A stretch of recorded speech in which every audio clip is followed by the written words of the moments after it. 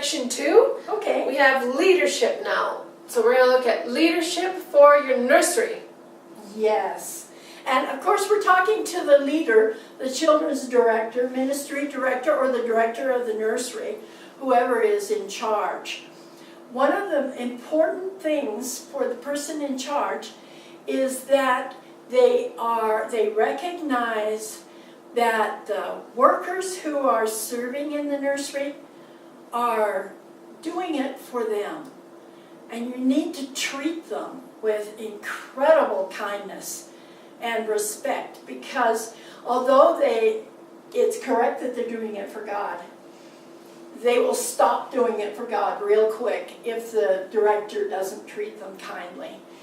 And so that's going to be real important. Yes. And we are often asked how to get volunteers, because the best thing for the nursery is to have a schedule so that somebody only serves once a month or even once every 6 weeks. So you need a lot of people who are willing to give their time to watch over these little people that are so precious.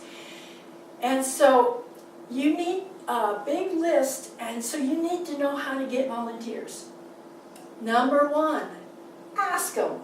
Nice. Don't wait for them to come to you. You need to recognize they have some skills, and they might not have any place that there's other place that they're serving. And God gives rewards to those who serve Him. And you are giving them the best gift, storing it up in heaven, when you give them an opportunity to come in and just work once a month and be in the nursery for you. And you need to, as the leader, to be very alert to what they're good at. And you give them a job that they're especially good at. Some may not interact well with little people, and they might get scared when a stranger's baby starts to cry. But they love the sign-in part. They like administration. They can do the name tags. They can keep track of allergies for the kids, and other safety thing. That you need to know what the kids cannot have. If they're allergic to flour or milk or peanuts or something, you need somebody who keeps track of all that. You need somebody who can run the schedule of all the volunteers and call them on the phone and remind them that it's going to be their Sunday. Oh yeah, reminders are my favorite. I don't particularly like doing the reminders, but I love getting a reminder when it's my turn. And there's some people who would rather work at home and keep track of the schedule and make the phone calls. Perhaps they can gather the treat materials and set up the snacks for your kids. You need a different volunteer for that. Watch the people and see what they like to do, and give them a job that lines up with that. And after they start working for you, a gift goes a long way.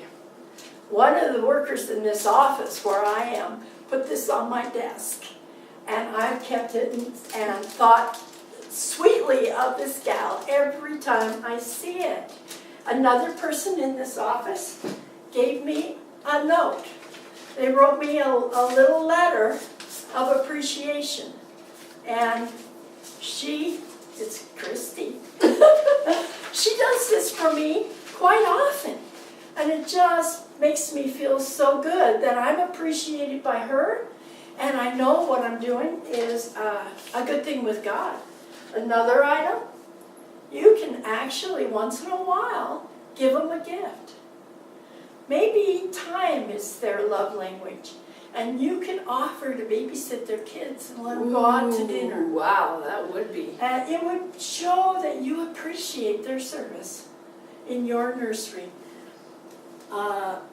Nowadays, everybody's on Facebook, and they're hooked up with WhatsApp. Or WhatsApp, and you can send them a quick little note that says that you saw some kids leaving the class really happy, and you know it's the teacher who caused that made them excited or not wanting to leave or happy to come.